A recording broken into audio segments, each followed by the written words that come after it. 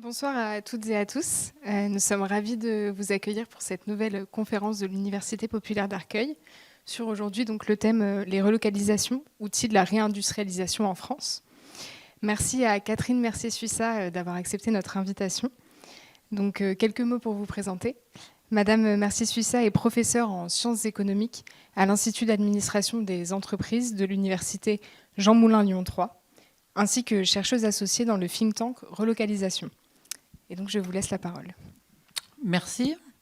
Tout d'abord, bonjour à tous et merci pour votre présence. Et merci à l'Université populaire d'Arcueil de m'avoir sollicité.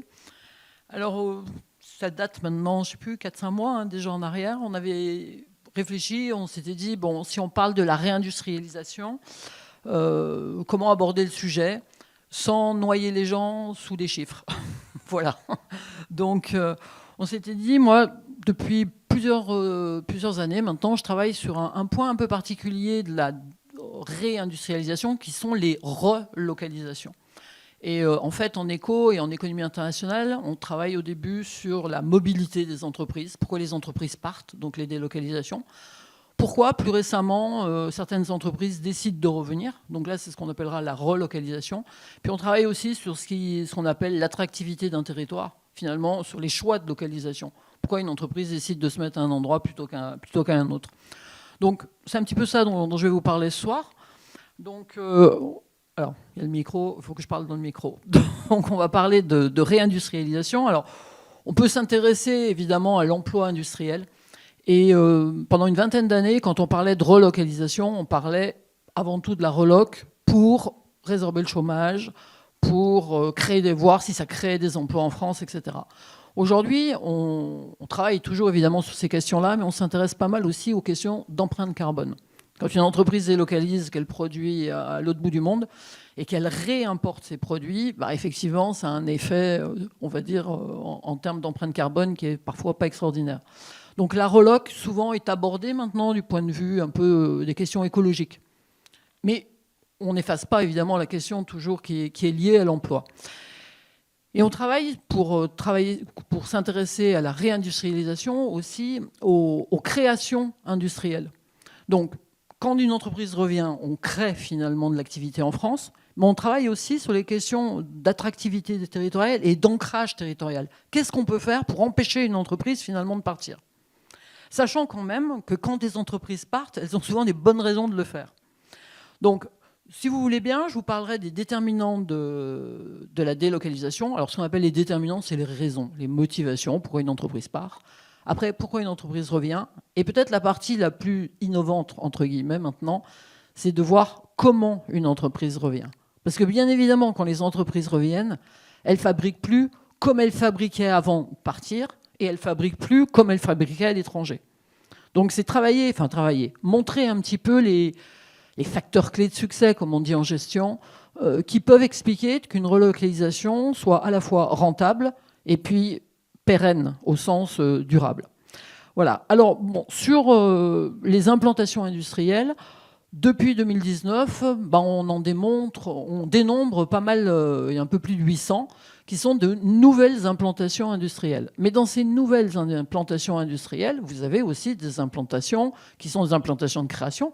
C'est-à-dire, il y a quelqu'un qui n'est jamais parti, qui décide de créer quelque chose en France. D'accord ?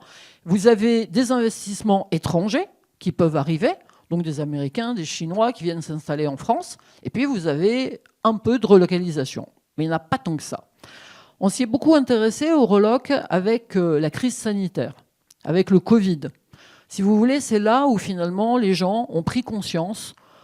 Nous, les premiers, il manque des masques, il manque des respirateurs. Donc on est quand même dépendant de la fabrication à l'étranger.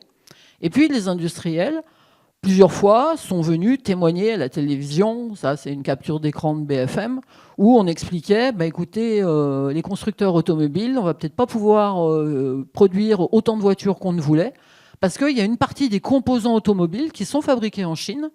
Et les constructeurs chinois sont atteints du Covid et les usines chinoises sont fermées. Du coup, on ne va pas être livré en temps et en heure pour pouvoir assembler les produits. Donc là, on a commencé à parler d'indépendance, d'autonomie, de souveraineté industrielle. Et c'est là où la question des relocalisations est revenue sur le tapis, pour parler un peu trivialement.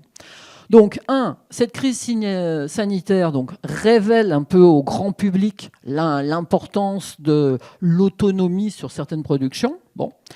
Et puis, on a, nous, en France, une particularité, c'est que par rapport à nos voisins américains, japonais ou au Royaume-Uni, on a globalement plus délocalisé dans les années 80-90 que nos voisins. Donc, du coup, je dirais maintenant, on est plus dépendant des importations donc de produits fabriqués à l'étranger que nos voisins. Donc, ces pénuries pendant la crise du Covid, tout le monde en Europe les a vécues. Mais je dirais qu'en France, ça s'est généralisé à bien plus de produits qu'uniquement à des produits comme les masques ou les respirateurs. Bon. Et puis, on a eu des annonces politiques assez fortes quand même, où vous avez Emmanuel Macron qui a expliqué « nous devons relocaliser et recréer des forces de production ». Alors, ce n'était pas un scoop, hein. Avant Emmanuel Macron, il y avait eu différents gouvernements, dont Arnaud Montebourg, je ne sais pas si vous vous souvenez, où on avait créé le ministère du redressement productif. Bon, et qui travaillait sur les questions de relocalisation. Mais depuis, c'était un petit peu tombé, on n'en parlait plus trop. Crise sanitaire, et boum, là, tout le monde repart en disant il faut relocaliser, etc. Bon. Donc il y a cette espèce de prise de conscience. Et puis, nous, en économie, ça fait des années qu'on dit le solde de la balance commerciale, il se détériore. On importe plus qu'on exporte. Et pourquoi on importe plus qu'on exporte? Parce que aussi, on a beaucoup délocalisé. Et que des entreprises françaises qui produisent à l'étranger ou qui font produire à l'étranger réimportent ces produits ou ces bouts de produits qui seront assemblés par la suite pour faire un produit complexe. Mais donc, on est quand même importateur net. Et donc, en termes de balance commerciale, ce n'est pas extraordinaire non plus. Voilà, on a moins de recettes d'export que finalement ce qu'on dépense. Bon. Malgré tout, il y a eu des aides à la relocalisation. Et j'en ai mis un certain nombre. Donc, on a créé un plan de financement d'aide dans les années, en 2009-2010. Alors, quand on crée un plan de financement d'aide à la relocalisation, on avait créé des aides spécifiques à la relocalisation. Et puis, vous avez des entreprises qui, bon petits soldats, elles ne sont jamais parties à l'étranger et voient d'un pas très bon œil qu'on aide des entreprises parties à l'étranger pour relocaliser. Parce que finalement, on fait revenir des concurrents sur le territoire français. Elles peuvent avoir des exonérations fiscales, elles peuvent avoir des subventions. Et du coup, des entreprises qui ne sont jamais parties, elles ne vont pas être aidées de la même façon. Donc ça crée quand même une forme de discrimination.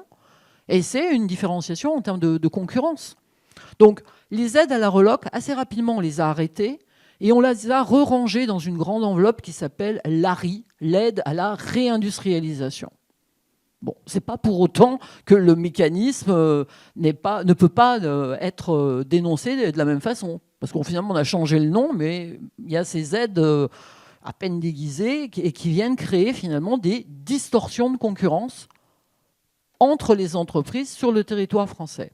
Après, on a essayé de mettre en valeur des produits et on a créé, alors il y avait déjà le Made in France, et on a créé de nouveaux labels comme OFG, Origine France Garantie. À l'époque, moi j'avais travaillé pendant un petit moment, on faisait des études pour le compte de Bercy, et c'était Arnaud Montebourg qui avait dit il faut que dans les supermarchés, les consommateurs français identifient mieux les produits Made in France. Donc, comme on a des produits verts ou des produits écolos, on va mettre davantage de labels. Et puis, pourquoi ne pas créer juste des rayons avec un marquage Made in France? Et puis, il y avait des gens de la grande distribution qui avaient dit, alors c'était pas vraiment pour rire, mais bon, c'était un peu comme un trait d'humour malgré tout. Ils avaient dit, non, parce que ça va être les rayons les plus chers. Voilà. Et les gens ne viendront pas parce que ça sera trop cher. Mais derrière, ça traduisait quelque chose, c'est qu'on se disait, quand on produit en France ou quand on relocalise, ça va forcément être plus cher que ce qu'on fabrique à l'étranger. Or, on va le voir, il y a des cas de relocalisation où on se rend compte qu'on peut fabriquer en France à des coûts chinois. C'est ce que je vais vous montrer un petit peu plus tard. Donc, on a essayé de mettre en valeur un certain nombre de produits français. Et le résultat, si on prend ce qui s'est passé juste avant la crise du Covid, donc sur 2009-2020, alors c'est un peu lourd mon histoire, mais c'est assez simple à comprendre. vous avez une première carte, ici, là-haut, où vous avez les implantations qui sont les entreprises qui ont relocalisé. Voilà. Elles ont relocalisé, quand on regarde quels sont les secteurs, hein, donc vous avez les petites couleurs et ce qui traduisent les secteurs, c'est avant tout des relocalisations industrielles. D'accord ? Si vous regardez ensuite dans l'industrie manufacturière, les relocalisations sur 2009-2020, réparties par secteur d'activité, vous en avez 78% dans l'industrie manufacturière. Il y a un truc qui peut être un peu surprenant, c'est quand on voit activité financière et d'assurance. On dit, ah bon, il y aurait des Français qui relocaliseraient, etc. En fait, c'est lié au Brexit. C'est quand le Royaume-Uni a quitté l'Europe, il y a eu effectivement des filiales françaises qui sont revenues sur Paris. Bon, et c'est comme ça qu'on peut les dénombrer. Mais quand on regarde en fait ce qui s'est passé, vous avez eu en gros 144 relocalisations sur la période 2009-2020 et vous avez eu 466 délocalisations enregistrées. Donc 144 qui sont revenus et en même temps 466 qui étaient partis. Et comme on travaillait beaucoup sur ces histoires de création d'emplois, destruction d'emplois, vous avez, c'est le petit graphique là, donc en rouge, c'est la part des délocalisations dans les pertes d'emplois industriels, donc toujours la même période 2009-2020, et ça représente un peu plus de 6%, et en vert, c'est la part finalement des relocalisations dans les créations d'emplois industriels en vert, et là vous voyez qu'on est à un peu moins de 1%. Donc en fait, quand on part à l'étranger, on détruit beaucoup d'emplois en France, emplois directs, mais aussi des emplois indirects. Moi, je viens de Lyon. Pas très loin de Lyon, vous avez Romans, vous avez Roanne, toute la bonneterie, le textile à Roanne. Et à Romans, c'était la capitale de la chaussure. On avait les grandes marques, Stéphane Kélian et toutes ces choses-là. Et quand ils sont partis, vous avez les villes qui se sont évidemment vidées. Et puis les villes se vident, les gens ne retrouvent pas forcément du travail. Et donc les gens quittent aussi. Donc ça veut dire que le boulanger, le boucher, les écoles, etc., vous avez effectivement les conséquences de cette désindustrialisation qui sont visibles à l'œil nu. Et donc, on voit bien les destructions d'emplois, mais d'un autre côté, quand les entreprises relocalisent, il n'y a pas autant de création d'emplois que les destructions qu'il y a eu auparavant, parce qu'on va le voir, il y a beaucoup d'automatisation, beaucoup de robotisation, et on n'embauche pas le même nombre de personnes. Alors, la bonne nouvelle quand même, c'est que quand on regarde la période plus récente, donc là je vous les ai détaillés par année, 2017, 2018, 2019, donc mes petits bâtons bleus c'est le nombre de délocalisations et les petits bâtons rouges ce sont les relocs. Donc en gros, jusqu'en 2020, on avait davantage de délocs encore. Alors, le gros des délocalisations c'est les années 90, 85, 95, là ça a explosé. Mais bon, il y a des entreprises qui continuent de délocaliser. Et donc, en gros, jusqu'en 2020, on avait plus de délocs que de relocalisation. Et puis, 2021, 2022, alors là, tendance complètement inversée. Ça peut paraître même un peu, incroyable de tels chiffres. Alors, ce qu'il faut voir dans ces graphiques-là, et c'est pour ça que je voulais quand même vous le montrer, parce que c'est un graphique qu'on retrouve pas mal dans la presse. Et moi, j'ai vu plusieurs journaux, que ce soit l'Express, Le Point, etc., qui reprenaient ces graphiques. Dans les relocalisations, là, où vous avez 75 et 41, on a aussi des relocalisations de l'approvisionnement. C'est-à-dire des gens qui auparavant, des entreprises qui auparavant s'approvisionnaient à l'étranger, donc elles avaient des fournisseurs en Chine, en Roumanie. Désormais, elles s'approvisionnent en France. Et ça, on considère ça comme une relocalisation. C'est ce qu'on appelle la relocalisation de l'outsourcing. Et c'est ce qui explique que juste après la crise du Covid, où les entreprises se sont trouvées coincées parce que les fournisseurs livraient plus, elles ont cherché à diversifier leur approvisionnement. Et donc, elles ont redécouvert des fournisseurs en France. Et fournisseurs qui ont accepté aussi de travailler, y compris pour des plus petites séries. C'est bon, ça ? OK. Alors, maintenant, si vous voulez, avant de reparler vraiment de la reloc, je voudrais faire un tout petit point sur pourquoi une entreprise part. Parce que c'est vrai que des fois, on présente les délocalisations comme le mal absolu. Mais après, il faut quand même voir qu'il y a de bonnes raisons aussi pour partir à l'étranger. et qui a effectivement des motivations qui sont quelque part louables aussi. Bon. Alors, sur les déterminants des délocalisations, je vais présenter ça un peu comme une maîtresse d'école. En gros, si vous voulez, on a 4 types d'entreprises. Et c'est bien pratique de garder cette typologie pour comprendre les motivations des entreprises. On a ce qu'on appelle dans la littérature managériale les FMN, c'est-à-dire les firmes multinationales, bon, les grosses firmes, qu'on appelle des FMN primaires. En fait, on les appelle comme ça parce que c'est les premières firmes qu'on a examinées, analysées, et puis parce qu'elles délocalisent leur activité dans le secteur primaire. Donc c'est matières premières énergétiques, matières premières agricoles, d'accord ?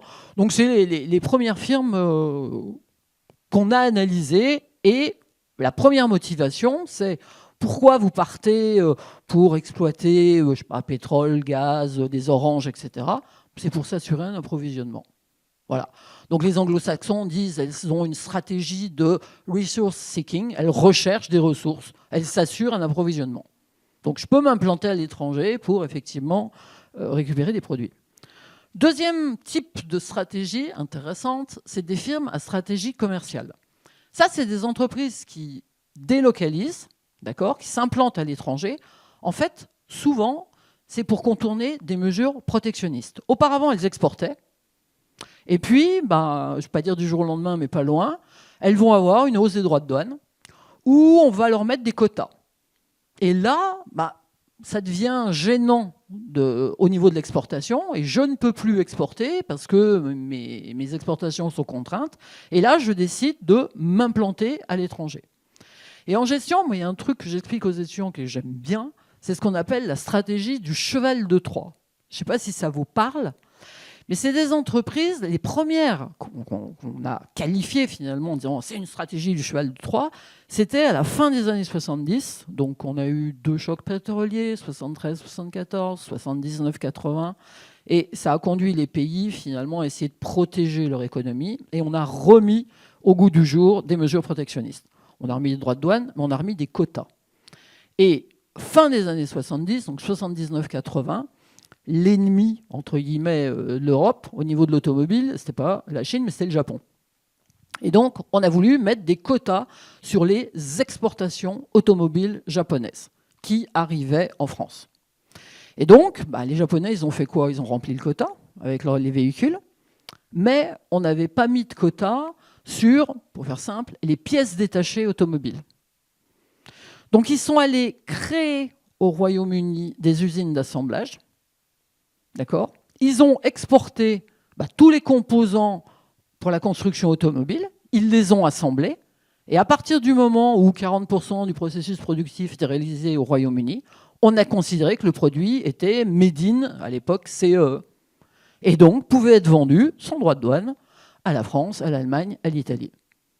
Et ça, ce qu'on appelle la stratégie du cheval de Troie, c'est ça, c'est en fait... Je ne peux plus exporter parce que quota, parce que droit de douane, etc. Donc, pour contourner ces barrières protectionnistes, je vais m'implanter. Et pendant que j'y suis, bien sûr, je vais vendre au Royaume-Uni, mais je vais inonder la zone. Et on le voit actuellement, vous avez l'accord de libre-échange nord-américain, ce qu'on appelle l'ALENA, entre le Canada, les US et le Mexique. Et vous avez pas mal d'entreprises européennes, asiatiques, qui font fabriquer au Mexique, d'accord, qui assemblent d'ailleurs des produits, et à partir du moment où elles ont mis un pied dans l'ALENA, elles peuvent vendre quasiment sans droit de douane aux US et au Canada. Et l'idée qu'avait Donald Trump avec le fameux mur, alors évidemment, il avait beaucoup communiqué sur on freine l'immigration, on freine la drogue, on freine ci, on freine ça, mais il y avait aussi une dimension presque psychologique qui était de dire je remets un mur, et puis peut-être qu'après je vais renégocier les accords dans l'ALENA, et en particulier tous les produits assemblés qui inondent le marché américain, assemblés au Mexique, et qui viennent inonder le marché américain, il n'est pas dit que dans quelques temps, ce ne sera pas quelque chose qui va être renégocié. D'accord ? Donc les firmes à stratégie commerciale, l'idée c'est soit de vendre par exemple au Mexique, soit de vendre dans un espace régional, c'est l'ALENA, ou pour prendre l'exemple des véhicules japonais, c'était vendre au Royaume-Uni ou vendre à l'Europe. Après, on a un troisième type de firme qu'on appelle des firmes à stratégie productive. Donc on dit qu'elles éclatent leur production dans des filiales, ateliers, etc. Le meilleur exemple, c'est de faire ce petit schéma. En fait, c'est qu'on a des produits qu'on appelle des produits complexes, qui ne sont pas fabriqués d'un seul bout, mais qui sont assemblés par plusieurs segments de produits. Et donc, l'idée, c'est de dire, je suis une entreprise, je vais décomposer mon produit en autant de segments qu'il se peut, et je vais essayer de regarder où je peux aller faire fabriquer chaque segment, finalement, le moins cher possible. Donc, vous avez ici le Boeing 787, ça c'est un cas d'école, ils ont plein de bouquins d'éco, maintenant on le retrouve, mais on peut prendre une automobile, on peut prendre un ordinateur, un Apple, n'importe quoi, et on peut raisonner de la même façon en disant, ben voilà, j'ai un certain nombre de segments de produits, alors le fuselage arrière c'est un segment, les portes passagers c'est un segment, le train avant c'est un segment, et puis je vais regarder Corée du Sud, États-Unis, etc. Où est-ce que je peux fabriquer ça? Et quand on dit des firmes à stratégie productive, c'est qu'en fait, elles essayent d'aller fabriquer les segments là où, je dirais vulgairement, il y a un meilleur rapport qualité-prix. Et souvent, ça se fait effectivement là où les coûts de production sont quand même les plus bas. Pour terminer ce rapide panorama sur les déterminants de la déloc, en gros, donc, on délocalise pour s'approvisionner, on délocalise parce qu'on veut vendre dans le pays, donc on s'implante on se rapproche des consommateurs ou des entreprises et on vend. On délocalise pour produire moins cher. Et enfin, alors ça par contre c'est quelque chose qui n'est pas très bien étudié, c'est-à-dire qu'il n'y a pas d'abondante littérature sur le sujet, alors c'est un peu compliqué à étudier effectivement. On a ce qu'on appelle, dernier type de firme, des entreprises contraintes, et en fait elles sont contraintes de délocaliser. Elles ne le font pas, je dirais, de leur plein gré, si, évidemment, il y a un moment, elles prennent la décision de le faire, mais elles le font un peu le revolver sous la tempe. Donc, c'est des entreprises qui sont spécialisées dans la sous-traitance, donc elles sont elles-mêmes sous-traitants. Il y a des donneurs d'ordre qui vont les mettre en concurrence avec des fournisseurs de pays qu'on appelle low cost, des pays à bas coût. Nous, on a un très bel exemple à côté de Lyon. Donc, on a une ville, Bourg-en-Bresse, à 1h et quart de Lyon. Et il y avait un cluster qui s'appelait Mecabourg. Et à l'époque, vous aviez Renault Trucks, donc Renault qui fabriquait ses camions, et vous aviez les camions Lamberet. Vous savez, c'est des camions frigorifiques blancs. Quand on est dans les bouchons, on a le temps de lire derrière Lamberet. Bon. Et en fait, ce camion frigorifique ou camion, il travaillait avec une douzaine de fournisseurs, de sous-traitants de la région de Bourg. Et donc, les deux donneurs d'ordre et les sous-traitants, ça s'appelait Mecabourg, une espèce de cluster de la mécanique sur les camions. Et en fait, sans vraiment se concerter, Renault et Lamberet ont trouvé des sous-traitants moins chers en Roumanie et en Chine. Et donc, ils sont allés voir leurs sous-traitants d'origine à Bourg en leur disant, en gros, soit vous arrivez à produire 30% moins cher, soit on risque de s'approvisionner ailleurs. Alors, inutile de vous dire que baisser les coûts, on est bien des cost killers, mais 30% d'un coup d'un seul, mission impossible. Et donc, à l'époque, les sous-traitants étaient venus nous voir, laboratoire de recherche en gestion, en disant, voilà ce qui se passe, conseillez-nous, qu'est-ce qu'on peut faire? Alors nous, très naïvement, on avait dit au début, il n'y a qu'à trouver d'autres donneurs d'ordre, les camions Iveco. Mais vous pensez bien que les camions Iveco, ils n'attendaient pas les sous-traitants de Bourg-en-Bresse, ils avaient leurs propres sous-traitants en Italie. Et donc, au fil des mois, il y a eu une discussion qui s'est engagée avec les donneurs d'ordre, et les donneurs d'ordre leur ont dit, mais écoutez, nous, on les a identifiés, les fournisseurs, Roumanie, Chine, on vous invite à délocaliser et à les coproduire avec eux. Et donc, la solution, c'est qu'on continue à travailler ensemble, sauf qu'au lieu de produire à Bourg-en-Bresse, vous allez produire dans le coin de Timisoara ou dans le sud de la Chine. Et donc, il y a des entreprises, des sous-traitants qui sont partis, il n'y en a pas beaucoup. Et puis, il y en a d'autres qui ont essayé de se diversifier. Et moi, à l'époque, j'avais accompagné une entreprise qui faisait le textile ignifugié pour les sièges auto. Des fois, ils disaient les conducteurs qui fument, qui s'endorment ou ils font tomber leurs cendres. Bon, il ne faut pas que la cabine prenne feu. Donc, on avait des textiles techniques particuliers. Et eux, ils ont réussi à se diversifier puisqu'en fait, ils se sont adressés aux hôtels. Et il y avait des hôteliers qui étaient intéressés pour avoir ces textiles pour faire des rideaux ou pour effectivement recouvrir des sièges dans les chambres d'hôtel, etc. Mais pour un sous-traitant qui a réussi effectivement, on va dire, sa reconversion, il y en a qui ont été amenés à partir et il y en a qui ont mis la clé sous la porte. Donc une délocalisation, ça peut aussi générer, si vous voulez, des destructions d'emplois, on va dire, induits. Oui. Alors ça, si, bien sûr.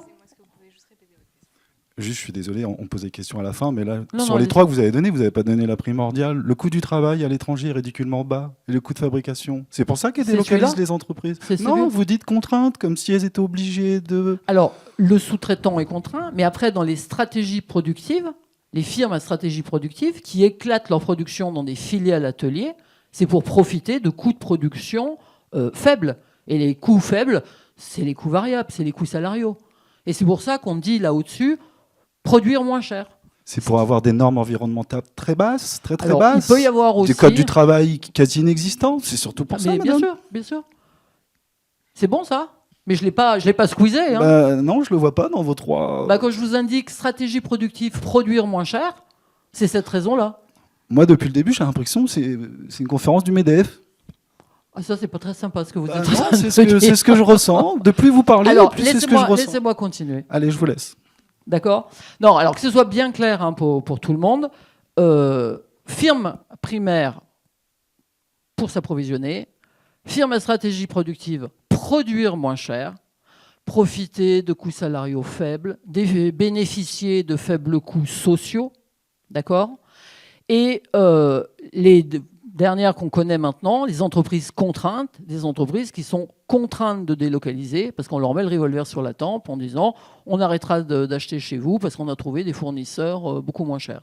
Et c'est une mise en concurrence avec les fournisseurs de produits low cost. Okay ? Alors, pour une entreprise, la délocalisation vise d'une part à renforcer sa compétitivité prix, donc à baisser ses coûts, et ça lui permet, donc ça c'est les stratégies productives, et ça lui permet de trouver de nouveaux marchés, c'est-à-dire de vendre plus. Donc c'est plutôt les stratégies commerciales. Et on peut évidemment joindre l'utile à l'agréable, c'est-à-dire à la fois s'installer dans des pays où les coûts, et en particulier les coûts salariaux, sont particulièrement faibles, et où il y a une large demande. Et c'est tous les pays comme les BRIC, Brésil, Russie, Inde, Chine, où on a à la fois une partie de la production qui peut être destinée au marché local et une partie de la production qui est réimportée sur le marché d'origine, sur le pays d'origine. Bon. Ceci étant, l'entreprise peut être amenée à relocaliser. Donc, effectivement, maintenant, voyons les raisons qui poussent une entreprise à relocaliser ses activités sur le territoire. Alors, premièrement, on a deux grandes familles de raisons. Alors, première famille, on considère, alors c'est facile de dire ça dans une conférence bien au chaud, mais que c'est une erreur de gestion. L'entreprise, en gros, c'est un peu de sa faute, elle a sous-estimé le coût de l'éloignement. Et dans la sous-estimation du coût de l'éloignement, vous avez toutes les raisons qui sont indiquées ici, là, sur ce transparent. Donc, premièrement, il y a la hausse des coûts de transport, alors qui peut s'expliquer par la hausse des prix de l'énergie, mais pas que. Elle s'explique principalement par l'allongement des délais de livraison. Et du coup, l'entreprise va avoir du mal, on le verra après, à travailler à flux tendu, à travailler avec zéro stock. Quand vous avez effectivement des lenteurs pour récupérer le produit, si vous voulez produire vite, il y a un moment, il faut peut-être avoir des produits en stock pour pallier à ce problème-là. Ensuite, il y a toute la hausse des coûts de la main-d'œuvre. Quand les entreprises sont parties en Chine, par exemple, dans le sud de la Chine, en dessous de Canton, dans le Guangdong, on était au début tout début des 95-97, c'était l'Eldorado, entre guillemets.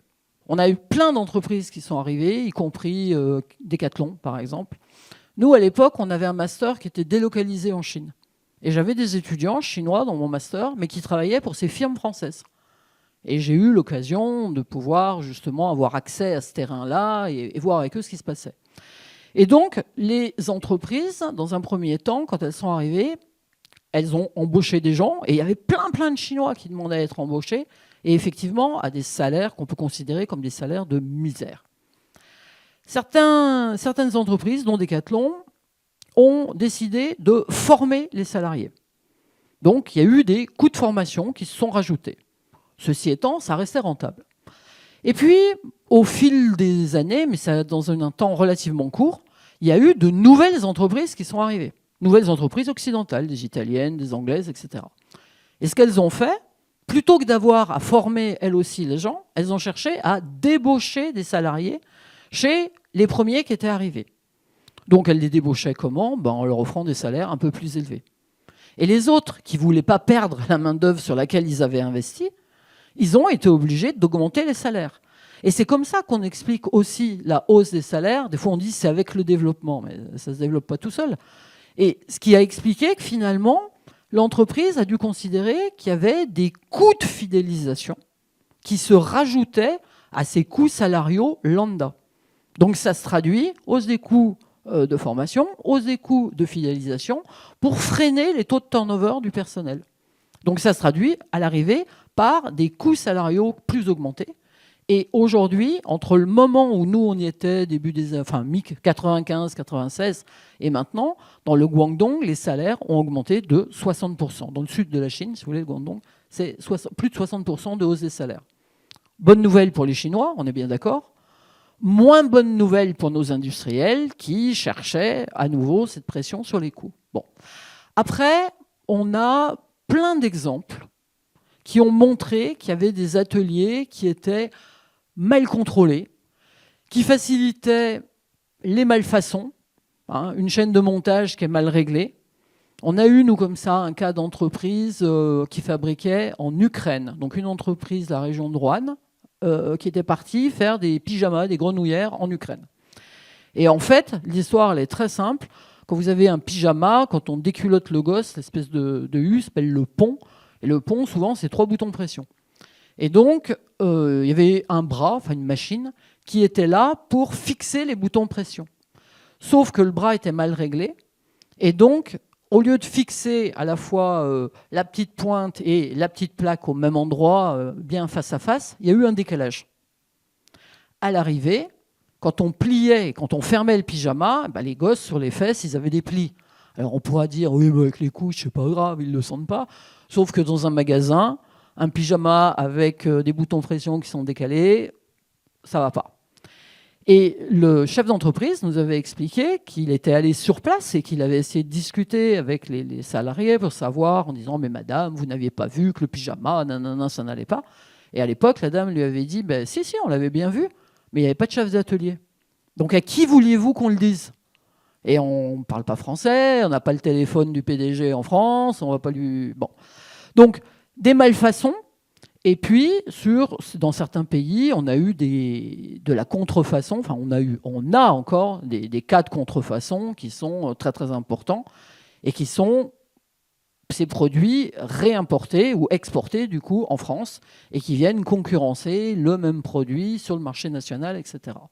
Donc, contrefaçon, malfaçon, vol. Alors, ça ne veut pas dire que les vols, ça n'existe pas ailleurs non plus, sauf qu'avec l'éloignement, c'est encore plus difficile à contrôler. Okay.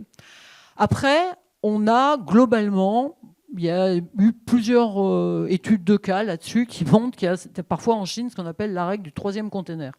C'est-à-dire que les 2 premiers containers arrivent et la qualité des produits est bonne.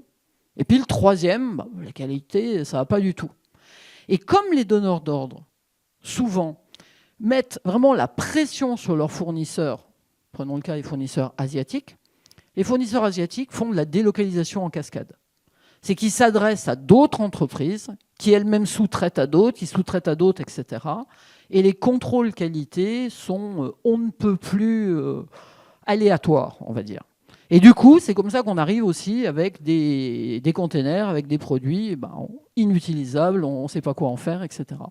Donc si vous voulez, pour toutes ces raisons, vous avez des entreprises qui, à un moment ou à un autre, peuvent être amenées à prendre la décision de relocaliser.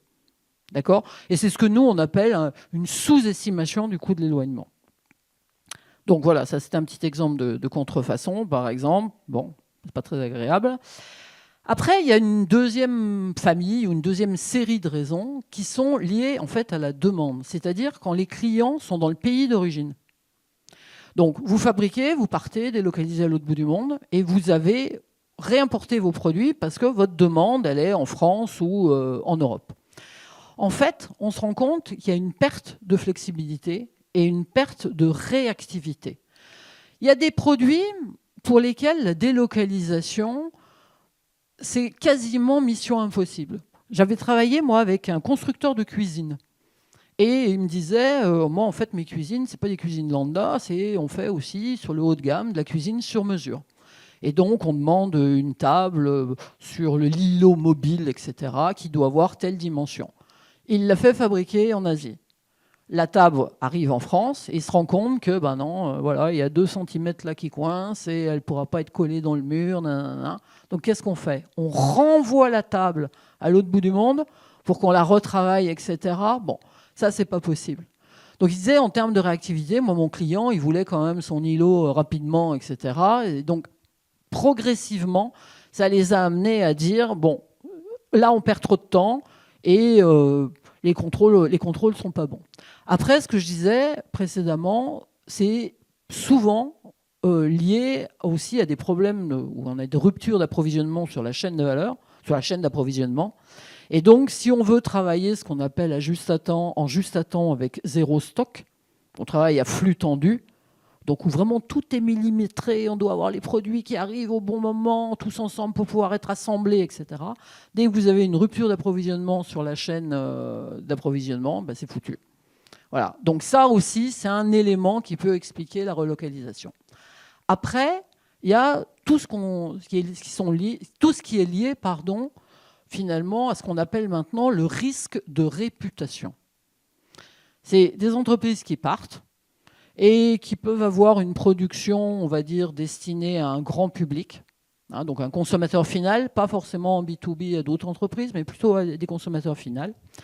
Et vous mettez une bonne campagne de dénigrement sur Internet qui va expliquer que les conditions de production sont déplorables, que les ateliers sont pas aérés, qu'on a femmes et enfants qui travaillent. Enfin, il y a eu plein d'ONG qui ont fait des rapports accablants sur les conditions de fabrication.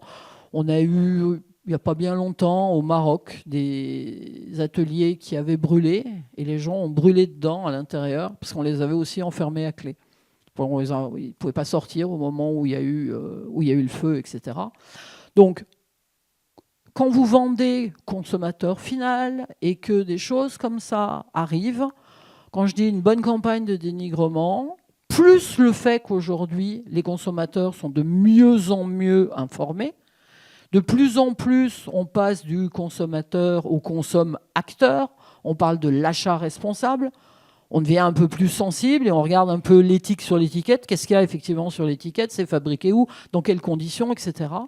Le fait de partir et de délocaliser à l'autre bout du monde, ça peut effectivement avoir des effets déplorables. Alors, qui peuvent être réels parce que les conditions de fabrication sont effectivement déplorables, mais qui peuvent être liés aussi à des rumeurs. On peut avoir des entreprises qui fabriquent de manière tout à fait, on va dire, conforme, mais elles sont prises aussi dans ce mouvement-là. Et à partir du moment où elles fabriquent à l'étranger, en Chine par exemple, pour ne pas citer, ou au Bangladesh, on va considérer que la production est vraiment pas éthique et ça sert à rien d'afficher une charte d'engagement d'entreprise responsable, etc., etc. Et l'entreprise donc peut être amenée à revenir. Enfin, il y a un dernier élément, et là, moi, je suis assez critique là-dessus, parce que cet élément, c'est une réalité. Quand vous fabriquez à l'autre bout du monde un produit et que vous le réimportez, l'empreinte carbone, elle n'est pas bonne. D'accord? Et donc, quand les entreprises relocalisent, il y a beaucoup de communication là-dessus. Et je dis à la fois, c'est réel, parce que c'est vrai. On va le voir là sur les montures de lunettes. Quand vous avez une monture de la lunette fabriquée en Chine, votre monture, elle fait 18 000 km. Quand la même monture de lunettes, elle est fabriquée en Europe, elle fait 1300 km. Donc c'est clair que l'empreinte carbone n'est pas la même. Mais on a beaucoup d'entreprises qui communiquent là-dessus. Mais quand on regarde les raisons pour lesquelles elles ont relocalisé, c'est souvent un ensemble de ces raisons-là. Et après, on a une abondante communication sur le côté « je suis une entreprise responsable, j'embauche des salariés en France, je paye mes impôts en France », ce qui est vrai quand elle relocalise. Mais quelque part, on a cette abondance communication là-dessus, et quand on regarde les déterminants de la reloc, les déterminants, les vraies raisons qui font que l'entreprise relocalise, c'est souvent un espèce de combo de ces raisons-là, plutôt que de dire, bah voilà, je fabriquais en Chine et maintenant je me rends compte que fabriquer en Chine, c'est pas bien et donc j'décide de revenir. Il y en a peut-être qui sont effectivement dans cette logique-là.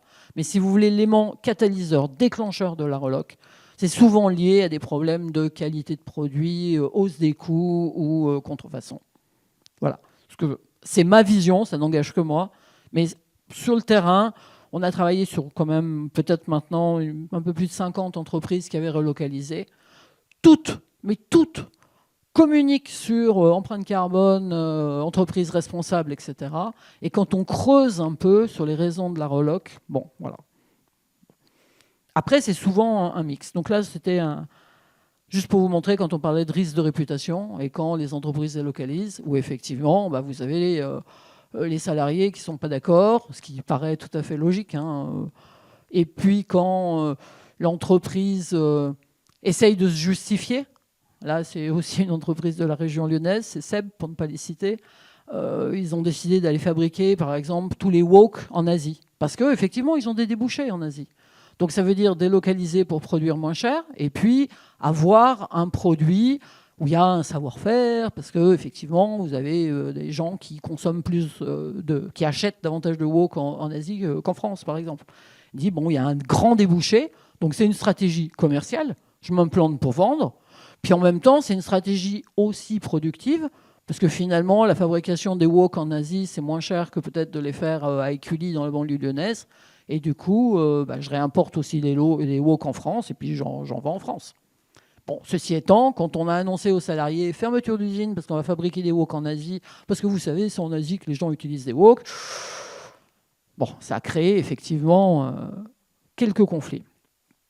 Alors, pour finir là-dessus, sur les déterminants de la relocalisation, en termes d'attractivité des territoires, on peut présenter les déterminants que je viens de vous montrer, donc les raisons que je vous ai montrées, en parlant de désavantages comparatifs.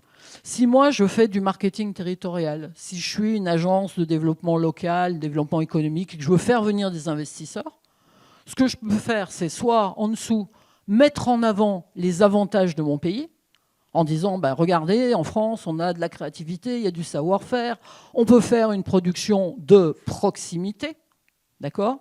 Travailler à flux tendu, avoir un réassort très rapide. Ça aussi, dans le textile, c'est quelque chose qu'on a vu quand on parle de réactivité. Souvent, vous avez, vous connaissez tous la marque Zara, j'imagine. Si vous allez dans les magasins Zara, vous voyez qu'il y a souvent, en gros, tous les 15 jours, une partie des produits, c'est un réassort, c'est des nouveaux produits. Donc ça veut dire, si c'est tous les 15 jours, que l'entreprise, elle a d'un côté des séries relativement courtes, des petites séries renouvelables, et puis de l'autre côté, elle a des produits qui vont toujours se vendre. Vous prenez un pantalon noir, bon ça, c'est du produit quasiment standardisé qu'elle peut effectivement développer une production de masse parce qu'il y a une consommation de masse.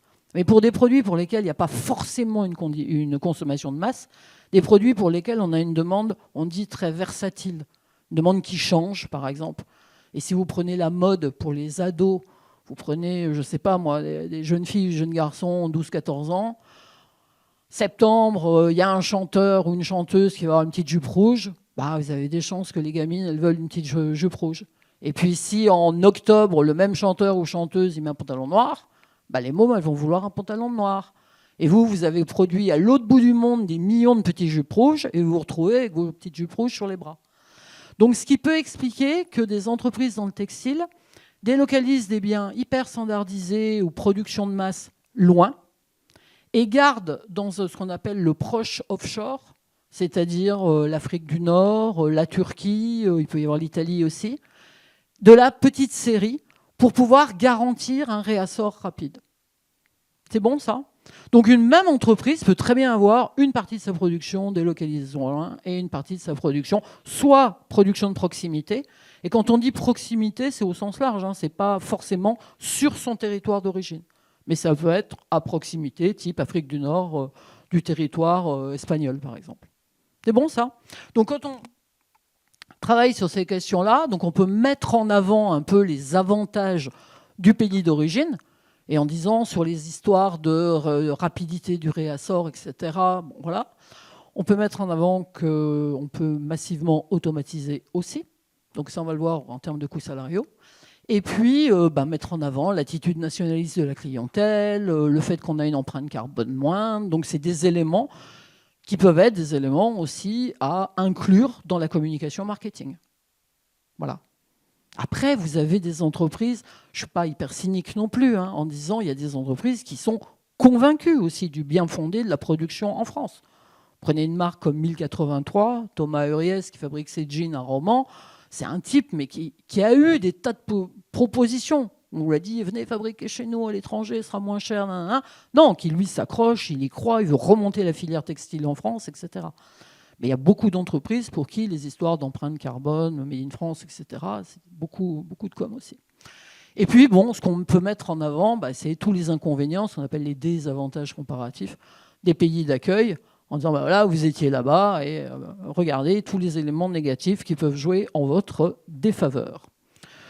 Voilà. Du coup, en termes d'environnement macroéconomique, parce que normalement, une entreprise, elle recherche un lieu là où elle a les meilleures conditions pour produire, donc là où elle a les meilleurs environnements macro possibles, c'est vrai que la France a quand même des avantages en termes de compétences, en termes d'infrastructures, les routes, etc., les marchés.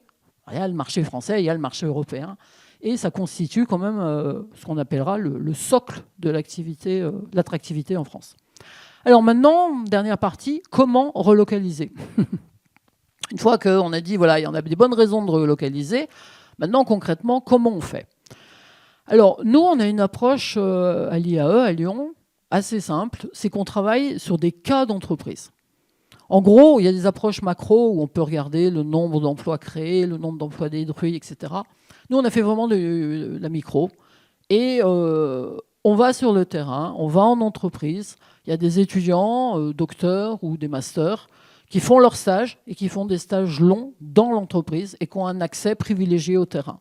Alors, ça se fait évidemment avec l'accord de l'entreprise, on est bien d'accord. Alors nous, moi, je vais vous présenter un cas, qui est le cas que tout le monde connaît, c'est la coopérative Atoll. Vous savez, les montures de lunettes. Intéressant, ce qu'ils ont fait. Voilà. Et c'est un cas... C'est intéressant parce qu'on peut généraliser un petit peu ce qu'ils ont fait à d'autres entreprises. Et je vais vous montrer ça. Donc, l'idée, nous, c'est de travailler sur ce qu'on appelle le cas unique longitudinal. En termes simples, on travaille sur un type d'entreprise, une entreprise, dans le temps. Et dans le temps, on va regarder, du coup, quand elle délocalise, quand elle prend la décision de relocaliser, et plusieurs années après, ce que ça a donné. Donc, c'est sûr que c'est des études, des modes d'analyse qui sont longs, hein, parce qu'il faut s'accorder du temps pour pouvoir analyser tout ça.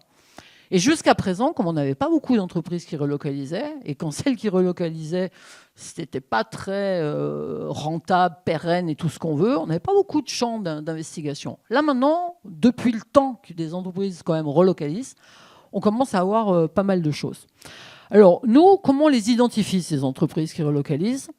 Bon, soit on lit la presse, tout simplement, mais on se rend compte qu'on n'a pas, parfois, quand on contacte les entreprises, elles n'ont pas envie de nous causer. Et quand c'est la même personne qui a délocalisé, puis relocalisé, souvent, c'est vécu comme une erreur, pour certains, et ils n'ont pas du tout envie de parler de ça. Quand on a une personne qui a délocalisé et une nouvelle personne, nouveau chef d'entreprise qui prend la décision de relocaliser, là, il se montre un peu plus bavard. Et souvent, il charge quand même assez lourdement son prédécesseur. Bon, voilà. Donc ça, c'est un petit peu les difficultés méthodo qu'on peut avoir. Donc nous, au départ, on avait fait une étude dans la région Rhône-Alpes, voilà, et on avait essayé d'identifier toutes les entreprises qui avaient relocalisé dans la région, sachant qu'il n'y avait pas de base de données là-dessus. les chambres de commerce et d'industrie, les agences de développement économique, etc. Elles ne tenaient pas ça à jour. Donc, il y a des journaux locaux, si vous voulez, qui regardent, le tribunal du commerce, ce qui est enregistré, et puis qui eux-mêmes commencent à se créer une petite base. Donc nous, c'était le boulot qu'on avait fait. Donc pour vous donner une idée, vous voyez, comment on procède, on a le nom de l'entreprise, on regarde un peu le secteur, on regarde où elle était, et puis on écrit quelques mots sur comment elle relocalise, ce qu'elle a fait et tout. Et tout en haut, vous voyez, relocalisation de la sous-traitance qui avait été externalisée par Atoll en Chine. Et c'est là où on s'était dit à l'époque, ah bon, Atoll avait délocalisé quelque chose, donc on va peut-être aller voir les gens d'Atoll. On est allé voir les gens d'Atoll, et il se trouve que moi à l'époque j'avais fait une conférence pour la CEDAF, qui était la compagnie des acheteurs de France, et que j'avais rencontré Philippe Perrard, qui était le chef d'entreprise d'Atoll, qui venait de relocaliser, et qui était un très bon communicant aussi, et qui avait créé le CEDRE. Et le CEDRE, c'était le comité des entrepreneurs pour un développement responsable de l'économie. Donc, il essayait de regrouper différentes PME qui étaient en train de relocaliser comme lui, et il voulait se créer une association pour faire pression sur le gouvernement et essayer d'obtenir des aides, etc. Donc, il communiquait bien, il était interviewé dans pas mal de journaux. Et donc, bon, comme on avait fait une conf ensemble, on avait discuté, et puis je lui avais demandé. Voilà, je lui avais dit, écoutez, moi, c'est un truc, ça me passionne. Alors, ça, il trouvait ça un peu bizarre. Je lui ai dit, voilà, est-ce que vous m'autorisez à vous suivre? Donc, concrètement, allez, tous les trimestres, on se rencontre, je discute avec vous, je vous pose des questions. Et s'il se passe quelque chose d'un peu exceptionnel dans votre entreprise, je ne sais pas, ça peut être financier, ça peut être un partenariat, etc. Vous me prévenez, et puis ben voilà, moi je prends mes notes, un petit cahier, etc. Je pense que ça l'a fait rire, et il m'avait donné son accord en me disant tiens c'est curieux, on verra le résultat, etc. Donc on a travaillé pas mal de temps ensemble, et on a pu suivre les 3 phases finalement, la phase de la déloc, la phase de la reloc et la phase post-relocalisation. Et c'est ce que je voudrais vous montrer, on finira là-dessus. Alors la première phase, 2003, il va délocaliser en Chine. Et en fait, à l'époque, ils avaient répondu à un appel d'offres en 2003, et c'était TF1 qui lançait ça, c'est pour fabriquer des montures sous licence, et c'était la licence Ushuaïa. D'accord ? Et donc, ils gagnent cet appel d'offres, et ils disent, ben voilà, à l'époque, Atoll, c'est une coopérative, et ils sont uniquement distributeurs, ils ne fabriquent pas. D'accord ? C'est que des distributeurs. Donc, ils s'adressent à Modern Optique, ils s'adressent à leurs sous-traitants dans le Jura, dans l'Ain, etc., vers Oyonnax, en leur disant est-ce que vous voulez fabriquer la licence Ushuaïa nos montures de lunettes ? Il n'y a pas un fournisseur qui a accepté. Atoll, à l'époque, c'était 200 points de vente. Ils ont estimé que c'était trop petit. Et ils ont dit finalement, fabriquer ces montures de lunettes, c'est de la petite série, on n'y croit pas, ça ne va pas durer. Donc, Perrard m'explique, et moi je l'ai vécu avec lui à l'époque, il dit finalement, je n'ai pas trouvé de fournisseur français. Donc c'est vraiment la mort dans l'âme que je n'avais d'autre choix que de céder aux sirènes asiatiques. Voilà. Et il est parti, et il a délocalisé sa production en Chine. Le résultat, il n'a pas été enthousiasmant. C'est le moins qu'on puisse le dire. D'une part, ils ont eu des produits qui ont été livrés qui n'étaient pas la qualité attendue.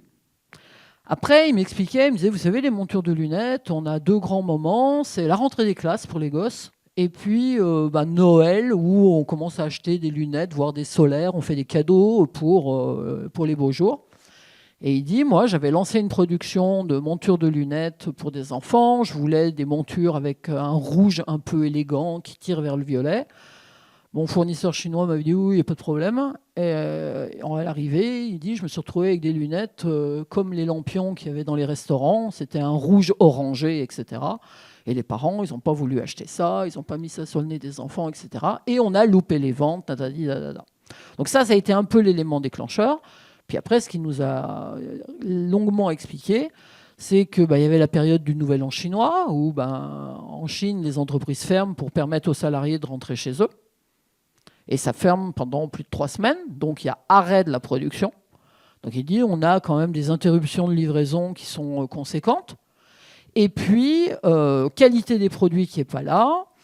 Et puis, contrefaçon. Il dit, alors on n'a pas délocalisé que la gamme Ushuaïa, mais on avait délocalisé d'autres gammes. Et lui, il considérait que la lunette, c'est certes ça peut être un dispositif médical, mais c'était aussi un accessoire, un produit de mode. Il parle d'ailleurs de collection et pas que de gamme. Et il dit, moi, je veux renouveler rapidement mes collections. Et il dit, c'est incroyable, on retrouve des montures de lunettes 40-50% moins chères sur le marché français. Et c'est de la contrefaçon. Donc là, ça a été vraiment la goutte d'eau qui a fait déborder le vase. Et là, il a décidé de commencer la relocalisation. Et en fait, on l'a vu, on le verra dans d'autres cas d'entreprise, l'entreprise, elle ne relocalise pas tout d'un coup. Elle commence par relocaliser des bouts de production. Et elle garde toujours, et assez souvent, un pied à l'étranger. Donc, du coup, là, ils reviennent. Alors, quand ils reviennent, donc c'est 2005-2007, ils relocalisent la production tous les ans. Donc, ils vont réaliser un bout des collections d'Ushuaïa. Et là, ils reviennent voir leurs fournisseurs. Donc, ils vont travailler avec des fournisseurs à Morée et à Oyonnax dans l'Ain. Donc, c'est Modern Optique, c'est Oxybis. Mais quand ils s'adressent aux fournisseurs, le coût, malgré tout, de la monture de lunettes est quand même assez élevé. Donc, en parallèle, ils décident de produire eux-mêmes. Et ils vont changer un peu de métier. Ils n'étaient que distributeurs et ils vont devenir producteurs. Et ils décident de produire en France et ils créent une usine pas très loin de Dijon, à Beaune, où ils vont faire de la production. Ils commencent à produire, et c'est ce que j'ai mis en rouge. Ils réalisent malgré tout qu'en produisant à Beaune, les coûts de production sont plus élevés de 15 à 30% par rapport aux coûts de production chinois. Donc en 2007, le coût de la fabrication d'une paire de lunettes, c'était 5 $ en Chine, mais c'était 7 $ en France. Donc, une différence quand même importante. Les 16 $, ça se décomposait, 4 $ de main-d'œuvre et 3 $ pour l'amortissement des machines-outils. Donc à partir de là, la première réaction, ça a été de dire, puisqu'en France c'est plus cher, il faut qu'on justifie la différence de prix. Donc on va essayer de faire des innovations produits. On va essayer de se différencier des concurrents. Ce qui a été plutôt bien pour eux, c'est que c'est pas une grosse PME, mais c'est une coopérative. Donc, ils ont des sociétaires. Et les sociétaires, ils ont dit, le temps qu'on essaye de trouver le bon business model, on accepte de réduire les marges. Quand vous avez des entreprises qui relocalisent et qui sont propriétés de grands groupes, et que vous avez le grand groupe qui veut, je dirais brutalement, du profit très rapidement, ça ne permet pas à l'entreprise, finalement, d'avoir ce temps d'erreur et d'essai et de s'ajuster.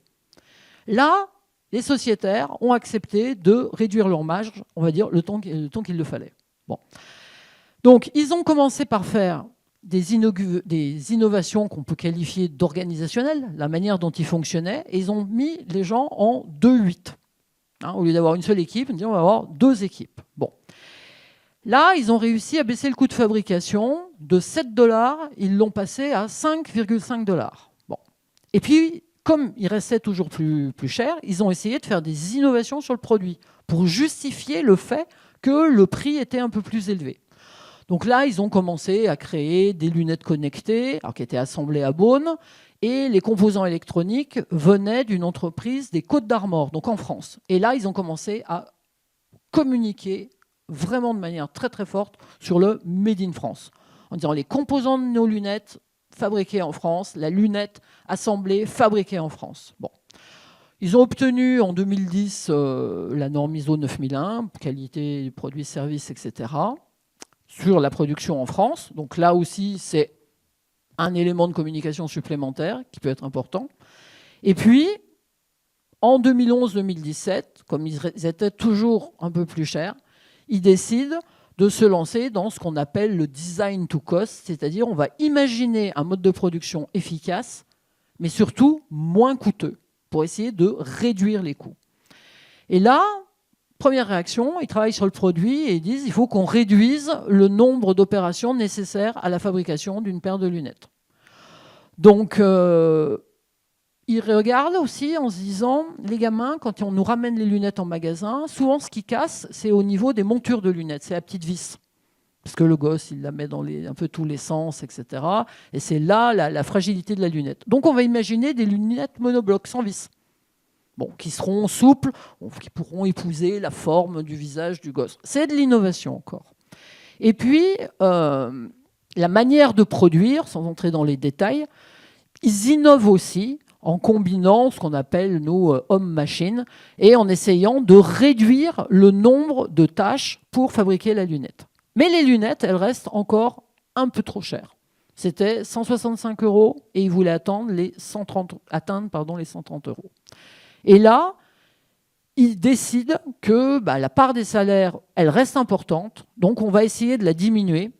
Et là, ils investissent à nouveau dans des machines pour découper les verres. Et ils décident du passage en 3-8 sur la base du volontariat aussi. Et là, effectivement, ça va ramener le coût de la machine avec le passage en 3-8 de 1,5 à 1 €. Donc, ils arrivent à produire leurs lunettes à un coût chinois. Ils sont à 5 $.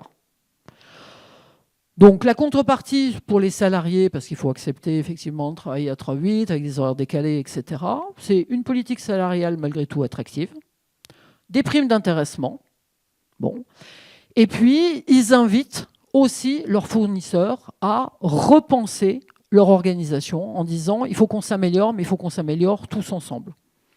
Donc là, c'est ce qu'on avait trouvé qui était assez intéressant.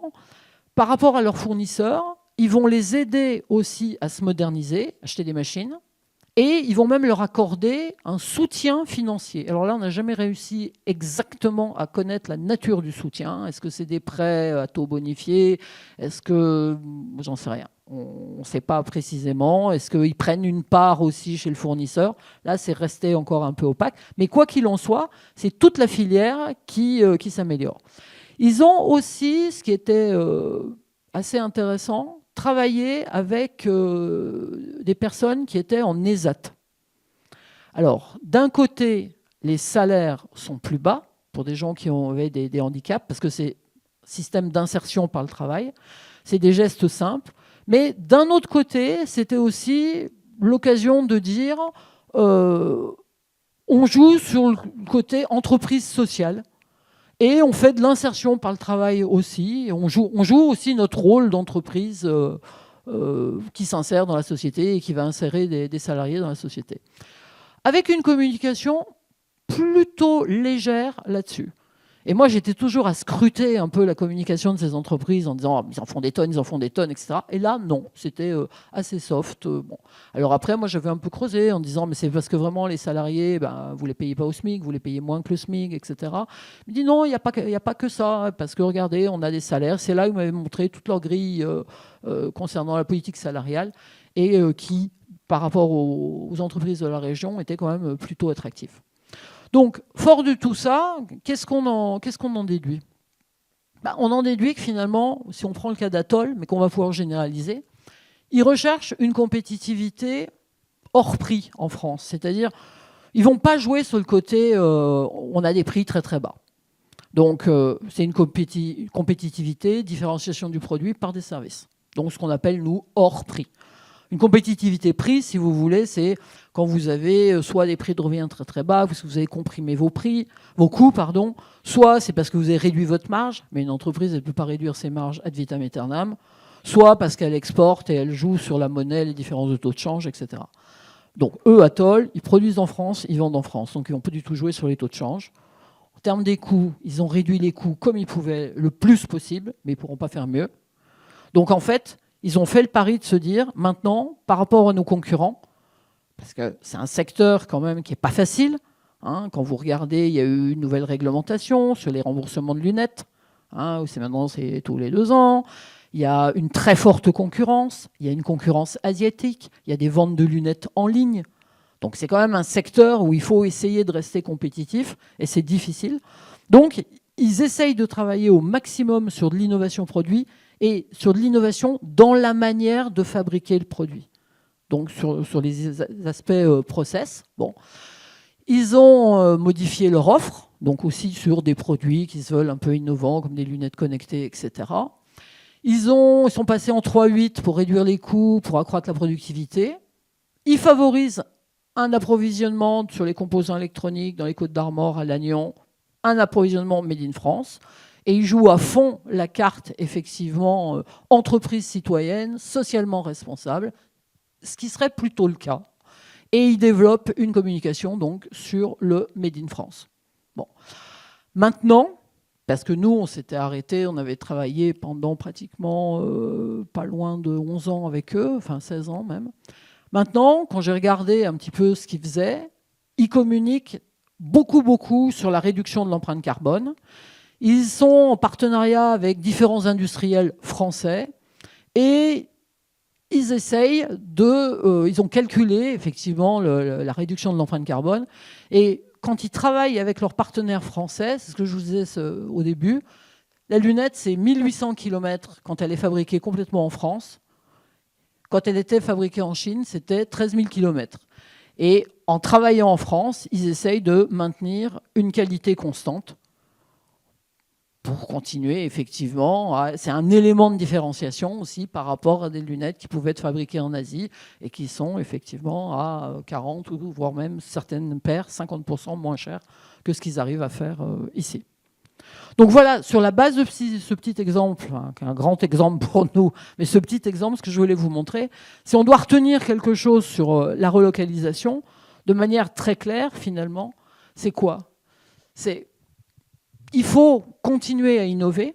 Donc c'est un élément intéressant, la relocalisation, indépendamment du fait, de l'autonomie de la France, etc. Mais ça permet aussi, ça suscite l'innovation en continu. Donc, quand les pouvoirs publics, quand le gouvernement français essaye d'orienter les aides en faveur de l'innovation, si on prend uniquement ce point-là, la relocalisation, c'est pas aberrant, honnêtement. Après, on encourage la robotisation avec tous les discours qu'il peut y avoir et les risques sur la robotisation, parce que qui dit robotisation dit qu'on réduit le nombre de salariés. Mais par contre, le contenu des emplois, c'est de l'emploi plus qualifié. Voilà. Alors on va vous dire, bah oui, ça correspond effectivement au métier en France où on a une main-d'œuvre bien formée, qualifiée, etc. Ça ne règle pas le problème de toute une série de salariés qui ont vécu et subi les délocalisations, qui ont perdu leurs emplois et qui n'ont pas retrouvé un emploi équivalent. Alors peut-être que ces emplois n'existent plus aussi. Et après, ça renvoie à la question de la formation en disant il y a quand même toute une partie de la main-d'œuvre, si elle doit être réembauchée dans l'industrie. Aujourd'hui, l'industrie, c'est de l'innovation, de l'innovation, de l'innovation. Donc il y a de la formation à mettre en place. Et puis, l'idée, c'est essayer de favoriser la reconstruction de filières. On ne s'améliore pas tout seul, mais on s'améliore avec ses fournisseurs, on s'améliore voire avec ses détaillants. Donc, c'est des efforts à faire porter sur l'ensemble d'une filière et pas sur du saupoudrage sur quelques entreprises. Nous, ce qu'il nous reste à faire et ce qu'on fait actuellement, c'est on poursuit ce travail effectivement dans le même secteur et on examine, on analyse différentes stratégies d'entreprise dans le même secteur, qui peuvent avoir d'autres types de stratégies. Il y en a qui ont continué à délocaliser, et une grande partie de la production est délocalisée. Bon. Et on essaye de regarder un petit peu comment ça se passe, et puis de mener des analyses entre les secteurs. Donc des entreprises qui ont délocalisé dans différents secteurs, et de regarder d'un secteur à un autre, qu'est-ce que ça donne. Et aujourd'hui, les premiers résultats qu'on a, c'est globalement un peu la même histoire. L'innovation produit, l'innovation procédé, la manière de fabriquer, et essayer de travailler avec l'amont et avec l'aval de l'entreprise, que ce soit les fournisseurs et les distributeurs. Donc voilà ce que je voulais vous dire sur les aspects de relocalisation. Donc maintenant, je peux essayer de répondre à vos questions. Je vous remercie. Merci pour votre intervention. Oui, merci en effet pour votre intervention, bien intéressante. J'aimerais revenir sur le début où a commencé à se poser le problème, tout simplement la grande vague noire des délocalisations qui a eu lieu, comme vous l'avez dit, dans les années 95 à 2005, ou à peu près. ou même avant, oui. Mais je me demande si le problème, bon, en plus d'aller chercher là où la main-d'œuvre était la moins chère possible, est-ce qu'il n'y aurait pas eu aussi le problème que les premiers qui le faisaient ils le faisaient parce que c'était bien tentant, et que ceux qui suivaient, c'est en raison de la concurrence qui ne devenait plus supportable. Et est-ce que à terme, au fil des époques, en revenant le bilan de tout ça, est-ce qu'il n'y aurait pas un effet de balancier dans les années 95 ou avant? Effectivement, il y a eu des vagues qui ont fait beaucoup de dégâts sociaux. Bon, maintenant, c'est un peu revenu en France. Est-ce qu'il ne pourrait pas y avoir un autre mouvement de balancier qui, pour d'autres raisons un peu inattendues, reprovoquerait le même mouvement, mais en sens inverse? Voilà. Oui, enfin, l'effet de mode, entre guillemets. Alors, c'est vrai que dans les années 80-90, moi, à l'époque, je travaillais déjà avec des entreprises sur des activités de conseil parfois. J'avais beaucoup de clients qui me disaient enfin, madame, on est obligé de partir. Je dis, mais pourquoi vous êtes obligé comme ça? Enfin, première vue, ça marche pas mal, quoi, en France. Là. Vous êtes sûr que ça va être mieux ailleurs? Ailleurs, l'herbe est plus verte, etc. Et il me disait, mais tout le monde le fait. Donc, je suis assez d'accord avec vous. Et c'est parce que quand on dit, il y a des fois, on est un peu suiveur, où on voyait toutes les entreprises qui délocalisaient, et on se disait, nous, on va plus pouvoir continuer à travailler comme ça, etc. Bon, malgré tout, toutes les entreprises n'ont pas délocalisé, et il y en a qui sont restées. Après, on peut croiser les doigts si on avait effectivement le même mouvement. C'est-à-dire qu'on ait des entreprises qui relocalisent, et puis qu'il y en ait tout plein qui décident de relocaliser. Mais je vais vous montrer quand même quelque chose, parce que en termes de débat, je m'attendais plus à être attaqué là-dessus d'ailleurs. Il y a eu une étude toute récente de la Chambre de commerce et d'industrie d'Auvergne-Rhône-Alpes, là où on est, qui a travaillé avec un peu plus de 1000 entreprises, 1100 je crois, et qui leur ont demandé est-ce que vous aimeriez revenir finalement? Oui, on aimerait bien revenir. Et qu'est-ce qui fait que vous ne revenez pas la fleur au fusil en courant? Et en fait, voilà, je vous mets les chiffres issus de l'étude sur un peu plus de 1000 entreprises, 1000 PME et ETI. Les difficultés de recrutement. On n'est pas sûr de trouver des gens avec les qualifications dont on a besoin. Regardez dans les écoles d'ingénieurs, on a plein d'élèves, une fois diplômés, qui finalement partent dans les services et ne veulent pas aller bosser dans l'industrie. On a pas mal de métiers qui aujourd'hui font pas rêver les jeunes. Quand vous dites on n'a plus de chaudronnerie, en termes de chaudronnerie, on n'a plus de chaudronnier. Et aller dire à un gosse de 16 ans, tiens, là, c'est des métiers où ça sera bien payé, etc. Je ne suis pas sûr qu'il va y aller en courant. On a du mal. Bon.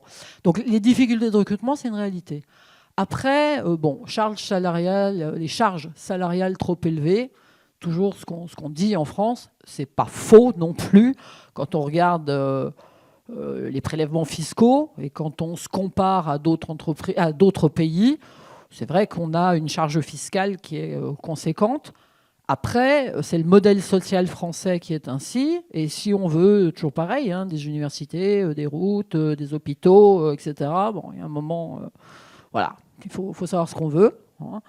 Et puis après, des charges de production trop élevées. Alors, la différence entre les charges salariales trop élevées et les charges de production, il y a tout ce qui est lié aussi à l'accès aux matières premières aussi.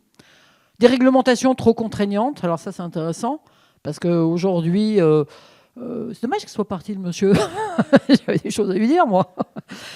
Si je prends, il y a un exemple que j'aime bien, c'est Majorette. Je ne sais pas si ça vous parle, c'est les petites voitures. Sans électronique, sans rien dessus. Ça se vendait dans les supermarchés sur des plaques où il y avait, je ne sais plus combien, 9 petites voitures en métal. Majorette, ils étaient à Rieux, dans la banlieue lyonnaise. Puis un jour, inspection du travail, et puis on est venu leur dire que la peinture qu'ils utilisaient, il y avait des eaux usées, etc. Ils ne traitaient pas bien. Donc on leur demandait de créer un bassin pour justement traiter les eaux usées. Et ils ont décidé que la création du bassin, c'est trop cher. Et donc ils ont délocalisé. Et ils sont partis en Thaïlande. Et ils ont fabriqué leur petite voiture en Thaïlande. Enfin, ils ont fait fabriquer, puis ils ont fabriqué en Thaïlande. Et puis, ils les ont réimportés. Puis après, on s'est rendu compte qu'il y avait une partie des petites voitures sur lesquelles il y avait de la peinture. Et, vous savez, les petites peintures qui étaient très colorées, ces petites voitures. Les gosses tout petits, ils aimaient bien. Puis ils les mettaient à la bouche aussi de temps en temps. Un petit garçon de 3 ans ou une petite fille, vous lui donnez une petite voiture. Bon, il y a des chances qu'ils mettaient à la bouche. Et bien, la peinture qu'on utilisait, c'était la peinture au plomb. Voilà. Donc, c'était pas très bon, ça. Voilà. Donc, tout ça pour dire une succession d'événements qui font qu'à un moment, l'entreprise part et qu'elle ne fait pas forcément le bon choix. Et quand on parle de réglementation trop contraignante, pour moi, c'était un exemple. Après, trop contraignante, non, c'était une réglementation où on a le Rhône, on a la Saône, on a envie que ça reste propre aussi. Donc, bien sûr que les eaux usées, il faut qu'elles soient traitées et on ne va pas balancer ça n'importe où, n'importe comment. Bon, tout ça pour dire, effectivement, il y a des entreprises qui vont mettre en avant, et des fois, on disait, dans des articles un peu engagés sur la délocalisation, on dit, ouais, elles partent à l'étranger parce qu'elles cherchent un droit à polluer. Bon, pardon ? C'est pas complètement faux, là non plus. Si je reprends le cas de Majorette, bon.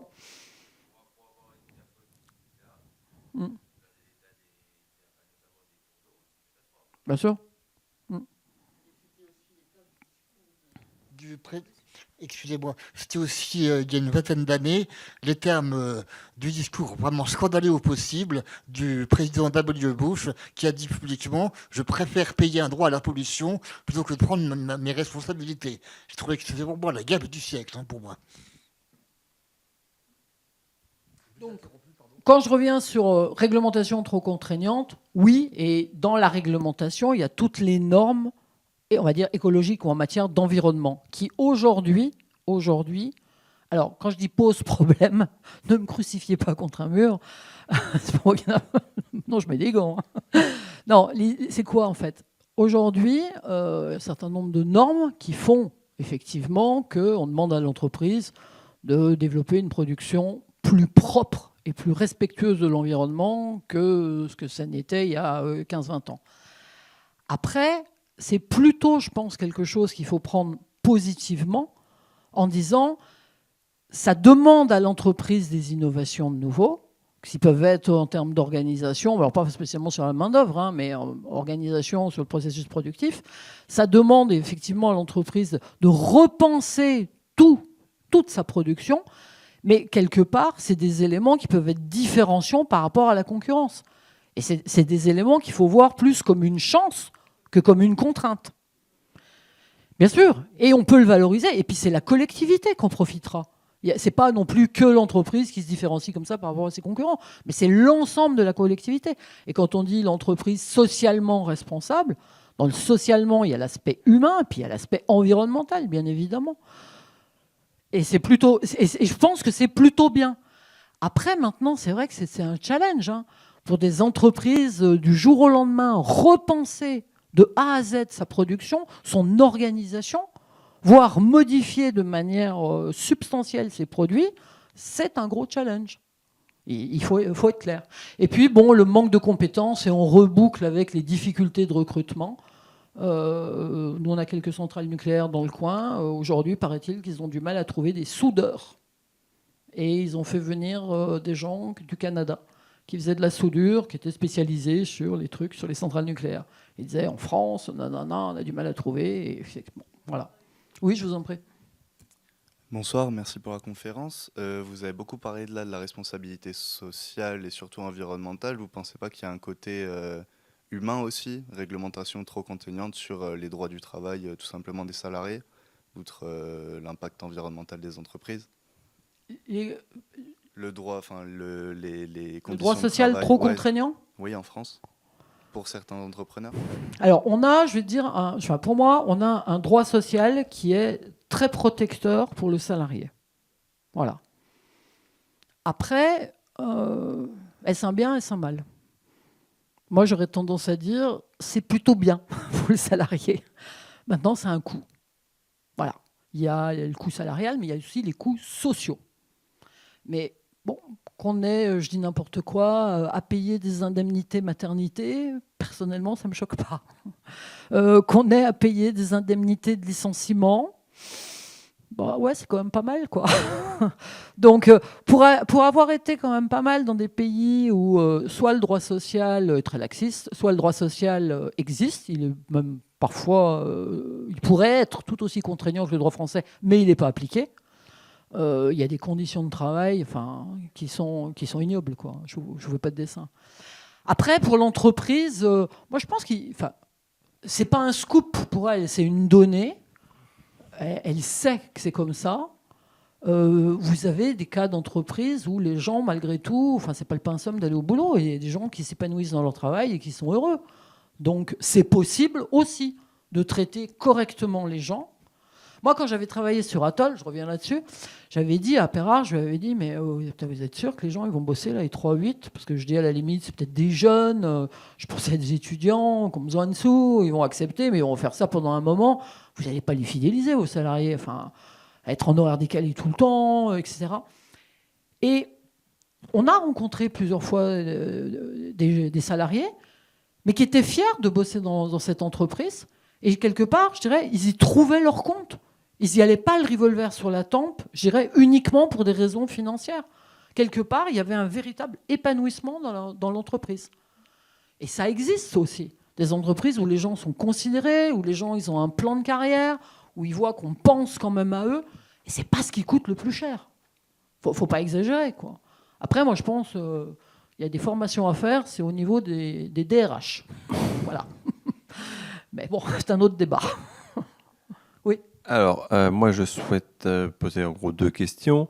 La première, sur le risque géopolitique. Donc, en gros, il me semble que dans les années 70, on l'avait beaucoup en tête, on l'a progressivement oublié. Et je simplifie, il y a un certain monsieur Poutine qui nous l'a brutalement rappelé il y a quelques années. Donc, effectivement, vous allez produire dans un autre pays. Les relations avec ce pays peuvent se dégrader très brutalement, c'est moins qu'on puisse dire. Donc je suppose que les investissements peuvent être de ce fait perdus très brutalement. Hein. Est-ce que ce genre de raisonnement, le risque géopolitique, est mieux pris en compte depuis qu'on a eu notamment ce rappel-là? Et le deuxième, c'est vraiment plutôt sur le système français pour les retraites. Fait payer globalement la charge essentiellement sur le travail, alors que parce que c'est le système par répartition, le système par capitalisation fait payer la majeure partie des pensions par les bénéfices. Donc on arrive à un moment où, dans des sociétés qui vieillissent, à peu près que partout sur Terre, les sociétés vieillissent, ils ont une proportion de personnes âgées de plus importante, des gens qui vivent de plus en plus longtemps avec des coûts. Et dans une société qui pratique la capitalisation, forcément, on dit c'est logique, les bénéfices doivent être de plus en plus importants parce qu'on a de plus en plus de personnes âgées et de plus en plus de pensions. Sauf qu'une société qui utilise la retraite par répartition, elle, en bonne logique, fait en partie le raisonnement inverse, c'est-à-dire on a de plus en plus de personnes âgées, donc on a besoin de plus en plus donc on a de coûts de travail. Donc là, mais c'est un choix de société, en fait. Alors, 2 questions. Je prends la première déjà. Risque géopo, oui, bien sûr. C'est-à-dire que le risque, alors ce qu'on appelle, nous, les analyses risque-pays, tout simplement, quand le risque pays est très élevé, et soit parce que la sécurité des gens qui travaillent et qui sont sous votre responsabilité ne peut plus être assurée, soit parce que c'est pas neutre, la sécurité des transactions. Vous pouvez plus rapatrier vos recettes, par exemple. Vous pouvez plus rapatrier vos profits. Vos immobilisations, pour le coup, ils risquent d'être immobilisés réellement longtemps, etc. Donc ça peut être des éléments qui justifient une relocalisation. J'ai pas d'exemple d'entreprise qui auraient tout investi dans une zone, ça peut être la Russie, justement, et qui, à un moment, sont contraintes de relocaliser en raison de ce risque. Moi, j'ai des exemples d'entreprises, mais qui ont qui n'ont pas mis tous leurs œufs dans le même panier. Donc, il y a des moments où elles mettent en suspens leur activité dans le pays qui est très risqué, et en gros, on fait un peu le dos rond, on laisse passer l'orage, et quand ça va mieux, on revient. Après, il y a des participations au Burkina Faso françaises dans des entreprises burkinabées, dans les jus de mangue. Alors, c'est des montages Côte d'Ivoire, Burkina, France. Et actuellement, la présence française au Burkina, c'est compliqué, pour ne pas dire autre chose. Et du coup, là, il y avait les investisseurs français qui se sont retirés. Donc, je ne sais pas si je réponds à votre question, mais je dirais oui, c'est pris en considération. Mais c'est souvent pris en considération parce qu'on n'a pas le choix, quoi. Après, vous savez, on peut faire preuve là pour le coup de cynisme. Par exemple, les exportateurs français qui vendent des pommes à la Russie, quand il y a des embargos sur certains produits, on vend des pommes au Maroc et c'est le Maroc qui vend à la Russie. Donc, il y a des moments où, si vous voulez, les orientations qui sont prises par le politique, les entités économiques, des fois, contournent. Voilà. Ça, c'est ce que je peux vous répondre à votre première question. La deuxième question sur les retraites, retraite par capitalisation, retraite par répartition. De toute façon, en France, le problème, on a une population vieillissante, donc je dirais il n'y a pas 36 solutions. C'est soit on augmente les cotisations, voilà. Donc ça veut dire que c'est des prélèvements sur les actifs. Donc si on dit les salaires ne sont pas très gras, si en plus on augmente les prélèvements, voilà, ça va être encore moins gras. Et l'autre possibilité, c'est accroître l'assiette, c'est-à-dire il faut qu'il y ait plus de gens qui travaillent. Et on peut penser effectivement que l'immigration, ça peut être aussi une solution en disant il y aura plus d'activités, il y aura plus de cotisations. Et ça permettra de financer en partie le mode qu'on a actuellement en France. Après, on peut imaginer un espèce de mix, avoir à la fois de la répartition, puis à la fois un peu de la capitalisation. Et c'est indirectement les gens qui peuvent le faire. Il y a des gens, je dirais vulgairement, qui mettent des sous de côté pour leur retraite aussi. Des gens qui vont s'acheter un bien immobilier en vue de leur retraite. Ceux qui peuvent, on est bien d'accord. Mais on sait bien qu'à terme, moi je vois, j'ai des enfants, j'espère qu'ils auront des petits-enfants, et en rigolant entre nous à table, on dit c'est pour payer mes retraites, etc. Mais c'est pas que en rigolant. C'est vrai qu'aussi qu'on a besoin qu'il y ait un maximum d'actifs pour financer les inactifs, les gens qui vont partir à la retraite et qui vont être de plus en plus nombreux. Quand on prend la pyramide des âges, c'est une réalité. Après, par rapport à la capitalisation aux États-Unis, quand vous dites on a besoin de profit, oui, on a besoin de profit, mais il y a des gens qui, quand je dis capitaliser, la retraite par capitalisation, c'est des gens qui, quand ils sont en activité, font le bas de laine, mettent de l'argent de côté en vue de leur vieux jour. Et cet argent, c'est pas forcément parce qu'on joue en bourse ou c'est pas obligatoirement lié au profit des entreprises. Mais après, le système anglo-saxon, vous avez des entreprises qui finalement capitalisent pour vous, pour votre retraite à venir. Bien évidemment, salariés comme l'entreprise, ils ont intérêt à effectivement que là, il y ait des profits. Mais de là à dire, est-ce que ça va rejustifier à nouveau de la déloc pour accroître les profits, etc. Non, je n'irai pas jusqu'à là. Mais je ne sais pas si j'ai bien répondu. Merci. Est-ce qu'il y a d'autres? Oui. Merci. Oui, alors je ne sais pas de quand date cette étude, ce sondage par rapport aux entreprises, mais sur certains points, les charges salariales, la réglementation trop contraignante ou les charges de production trop élevées. Alors il me semble qu'il y a eu le CICE, il y a eu les baisses de charges, il n'y a pas de la fiscalité, il y a eu quand même un choc fiscal assez costaud. Est-ce que ça n'a pas fait changer le regard des entreprises sur l'attractivité entre guillemets française? Alors l'étude, c'est mars 2024. Ah oui, c'est tout récent. Donc oui, c'est hyper récent. Après, c'est Chambre de commerce et d'industrie et la CPME. Donc il y a toute une partie quand même des patrons, des petites et moyennes entreprises qui tiennent de manière immuable ce même discours. Quand on travaillait sur la déloc, pourquoi vous partez? Le droit social est trop contraignant en France, et la fiscalité, on croule sous les charges. Et bon. Donc, ça n'a pas tellement changé. même si les faits que vous soulignez, c'est des faits objectifs, hein, effectivement. Mais après, c'est, comment dire, là, c'est du déclaratif. Hein. C'est-à-dire qu'on demande aux gens, vous aimeriez revenir, oui, non, pourquoi vous ne revenez pas, quels sont les éventuels freins, et voilà les freins que les entreprises listent. Et les entreprises, ce sont de la PME, ETI. Voilà. Je ne dis pas que c'est à prendre pour de l'argent comptant, et c'est la preuve, il y a des tas d'entreprises qui reviennent, malgré tout. Merci.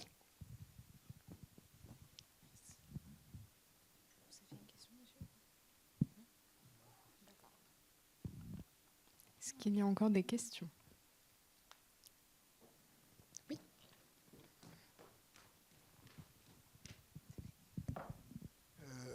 Merci madame. Bonsoir. Donc, j'ai lu dans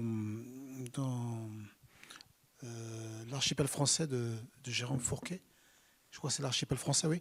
En fait, que Amazon a pris tous les sites, a pris pas mal de sites industriels, parce qu'il y a des routes, comme vous l'avez expliqué, il y a des infrastructures, il y a des infrastructures qui sont bien, qui sont là et qui aident pour leur logistique. Et donc, ces investisseurs étrangers, justement, peut-être prennent probablement tous les sites disponibles pour la réinstallation de ces fameuses entreprises françaises, quoi. Est-ce que... Non ? Qu'il y aurait une concurrence ? De toute façon, il y a une concurrence entre les entreprises pour le choix de la meilleure localisation, on est bien d'accord. Après, de là à dire, ce sont les investisseurs étrangers qui prennent, entre guillemets, le foncier, et ce foncier, on devrait le réserver peut-être à des entreprises françaises. Non, c'est le jeu de la comment dire, libre installation sur le territoire. Après, si vous voulez, on a vu quand même, avec le gouvernement Macron, il y a eu d'énormes efforts qui ont été faits pour accroître l'attractivité de la France et le faire savoir à l'étranger. Et il y a eu, sans parler vraiment de cadeaux aux entreprises, mais il y a eu des conditions quand même très favorables quant à l'installation. Et c'est vrai que des investisseurs comme Amazon, gros investisseurs étrangers, etc., ils arrivent dans des coins où... c'est pas un terrain vague, mais pas loin, où c'était des friches industrielles, et on remonte un entrepôt, et vous avez certains maires qui ont refusé l'installation de ces entreprises. Il y a des maires qui les accueillent à bras ouverts en disant bah, c'est de l'emploi, et puis il y a des maires qui disent non, c'est de l'emploi, mais on n'a pas forcément le bassin de main-d'œuvre à proximité en plus, et nous, ça ne nous intéresse pas. Donc, de là à dire que c'est de la concurrence déloyale par rapport à des entreprises françaises, non. Non, parce qu'une entreprise française qui veut revenir, elle aura, je dirais, les mêmes conditions qu'un investisseur étranger. Donc, non. Après, sur Amazon, c'est intéressant hein, ce qui est en train de se passer. Et la position des maires qui ont refusé Amazon, moi, il y a quelque chose qui m'a un peu marqué, parce qu'on a beaucoup bossé sur l'innovation, et on était plutôt à fond sur l'innovation. Et il y a des maires qui disaient, non mais attendez, au début, effectivement, ils vont venir, il y a un Amazon qui est pas loin de Montpellier, il y a des espèces de bus de ramassage qui vient chercher les salariés qui ne sont pas motorisés pour les emmener travailler. Les conditions de travail ne sont pas extraordinaires, là, par contre. Et ils disent, mais de toute façon, à terme, ils vont robotiser. Et donc, dans un premier temps, on utilise cette main-d'œuvre, on ne la forme pas forcément. Et puis, quand on aura trouvé la bonne machine qui va bien et qui va remplacer 10 salariés, on n'hésitera pas. Et après, qu'est-ce qu'on va faire des gens qu'on fait travailler chez Amazon, qu'on n'a pas formés et qu'on va remplacer effectivement par un robot, une machine, un automate, etc. Donc ça c'est un autre débat, mais qui est un débat qui est assez intéressant aussi. Mais pour revenir sur votre question, là, le choix, ou est-ce qu'on favoriserait plus les investisseurs étrangers ? Non, je pense qu'il y a une énorme com, là encore, sur l'attractivité de la France. On invite tout le monde à Versailles, on fait une méga fiesta pour fêter les investisseurs étrangers, etc. Il y a le baromètre de l'attractivité de la France, qu'on met ça en avant, etc. Mais c'est vrai aussi pour des entreprises françaises. Hein. Une entreprise française à l'étranger qui voudrait revenir aurait les mêmes conditions. Merci. Est-ce qu'il y a encore des questions ? Okay. Très bien. Du coup, je pense qu'on va conclure. Merci beaucoup à Catherine. Merci encore à Catherine, merci Susa d'avoir accepté notre invitation. Merci à vous d'avoir été présents ce soir. Donc, je vous donne rendez-vous la semaine prochaine pour la prochaine conférence de l'Université populaire d'Arcueil sur la question laïque dans la France contemporaine, anatomie d'une controverse. Mardi prochain. Bonne soirée.